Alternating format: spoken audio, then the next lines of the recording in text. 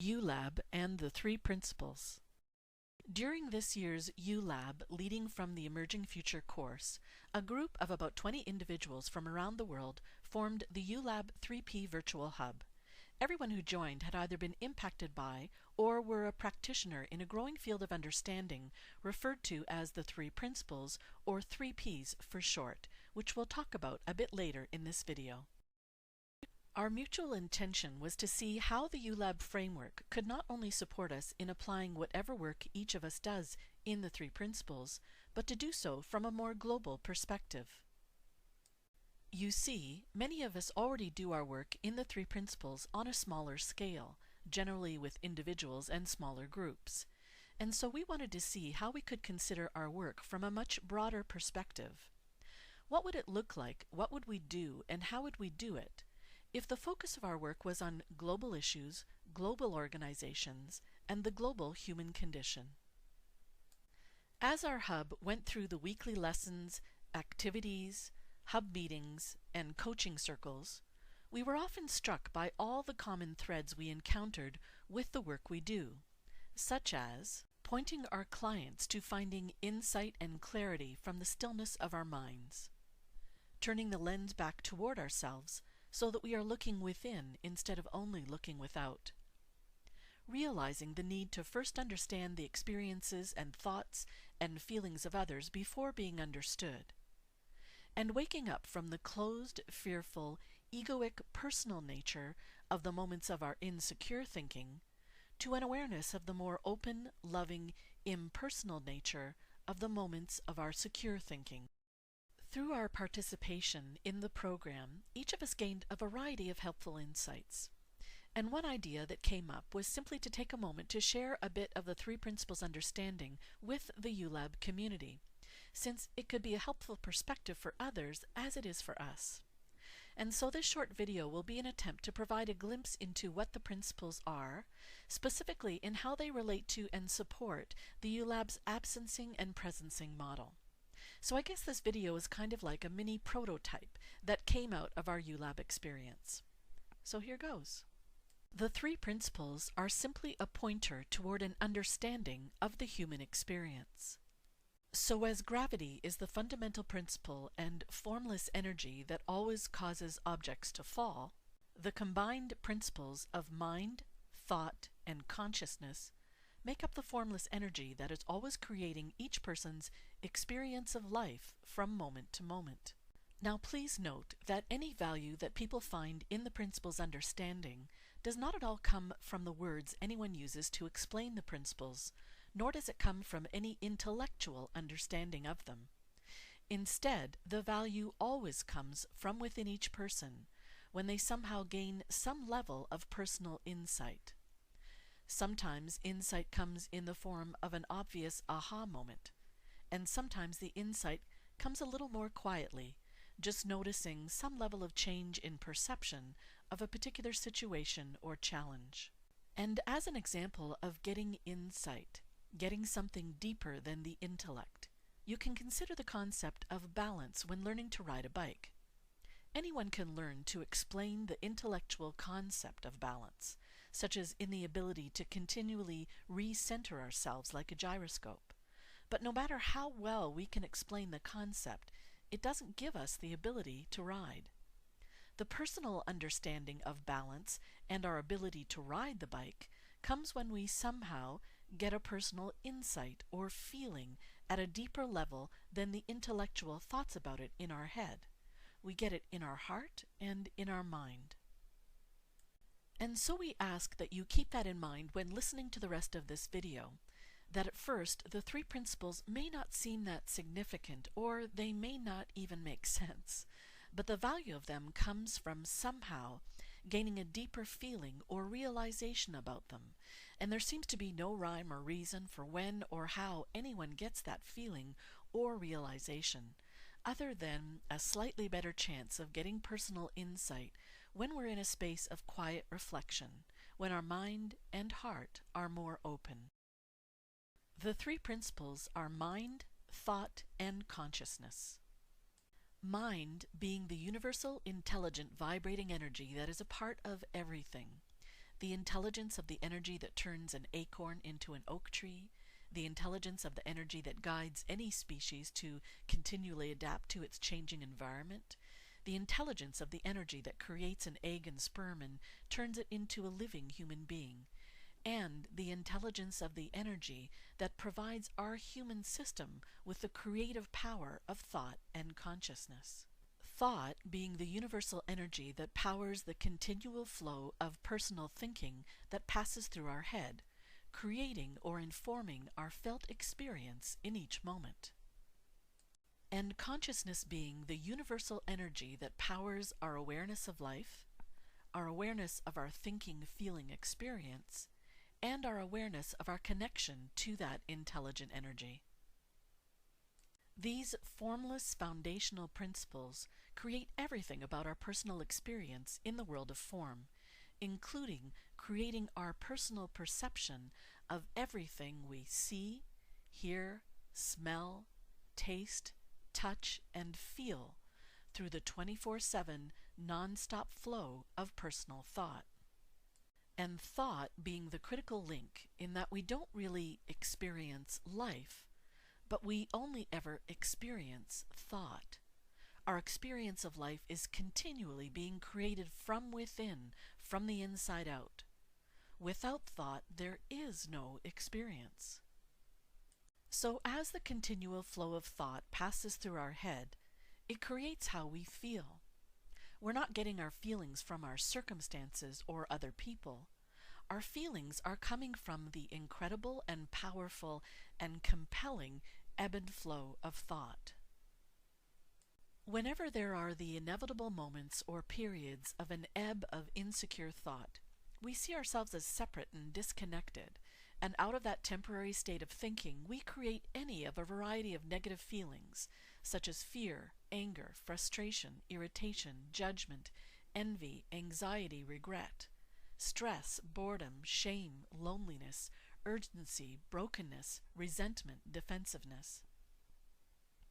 And as this busy, clouded thinking swirls around in our head, we will often take our thinking personally and seriously, so we dwell on it and get stuck in it. And the more we get stuck in it, the more chronic it becomes, and the more we add to our personal, insecure thinking and suffering. And in those moments and periods when we are believing and focusing on the ebb of insecure thought, it tends to drive our behaviors. We deny, we desensitize, we absence ourselves, we blame, we destroy. Our minds are more closed so that we perceive only the personal prejudice of what we believe to be the one truth. Our heart is more closed so that we act out in personal anger for what we believe as the one us versus them. And our will is more closed so that we act out in personal fear from the belief in our one ego will. In contrast, whenever there are the inevitable moments or periods of flow of secure thought, we see ourselves as connected, and out of that temporary state of thinking we create any of a variety of positive feelings, such as love, compassion, humor, creativity, curiosity, contentment, appreciation, patience, peacefulness, understanding, confidence, kindness, acceptance, flexibility, resilience, optimism. And as the flow of calmer, clearer thinking appears in our head, we will often take our thinking more impersonally and light-heartedly. And in fact, this is our true nature, our default of innate well-being that we started out with as children, and that we naturally and continually fall back into, and which we seem to spend more time in the feeling of, whenever we somehow keep waking up to the illusory nature of thought, just allowing the ebb and flow of thought to pass through our head with less attention and attachment. And in the moments and periods when we are in the flow of secure thought, it drives our behavior so that we see more, we sense more, we become more present, we crystallize, we co-create. Our minds are more open so that we become curious and listen. Our hearts are more open so that we hold compassion and empathy. And our will is more open so that we feel the confidence of courage and the grander will. And in any moment, a variety of personal thoughts will appear in our head, flowing up and down, from insecure to secure and back to insecure again.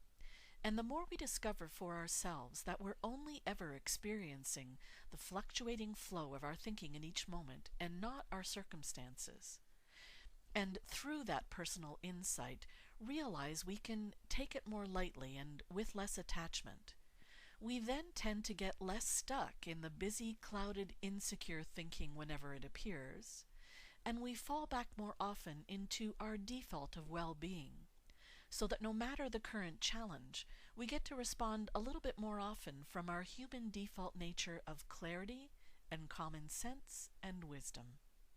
And as we wake up more and more to the awareness of the natural up and down flow of thought, and to the felt experience of life being created via thought from the inside out, and to the awareness of our connection to that intelligent energy that we're all a part of, the more secure we feel, the less we need to blame our circumstances or others for how we feel, and the less we need to control or change our circumstances or others. And in that deeper intuitive understanding, we act out more from our innate well-being, so that we handle the challenges of life with more grace, and we live the goodness of life with more gratitude. As a quick recap, the formless flow of energy created from mind, consciousness, and thought creates within each human being the form of individual thought, a continual ebb and flow of insecure and secure thought that creates our felt experience of life. When we're experiencing a moment of insecure thought, it creates a negative feeling. Our thinking is often very busy and clouded. We tend to take it more personally and seriously, and our behaviors will tend toward absencing. We also often tend to cause suffering for ourselves and foster the potential for suffering in others when we innocently believe in our insecure thinking and dwell on it and allow it to become chronic. In contrast, when we're experiencing a moment of secure thought, it creates a positive or neutral feeling. Our thinking is often very calm and clear. We tend to take it more impersonally and lightheartedly, and our behaviors will tend toward presencing.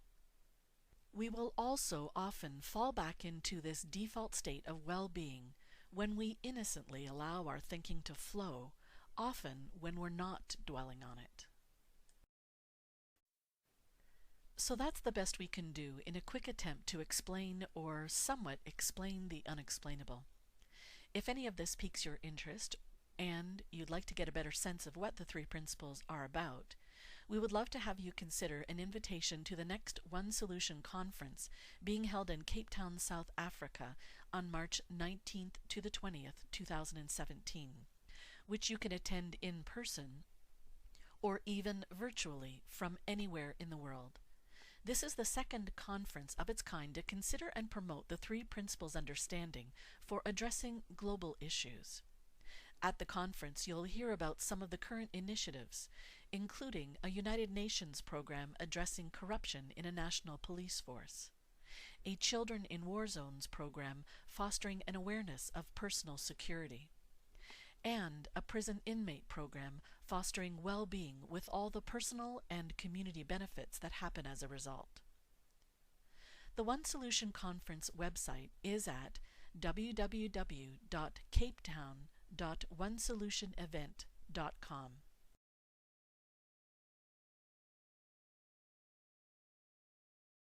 And for more information on the three principles, you could also check out the Three Principles Global Community website at www.3pgc.org.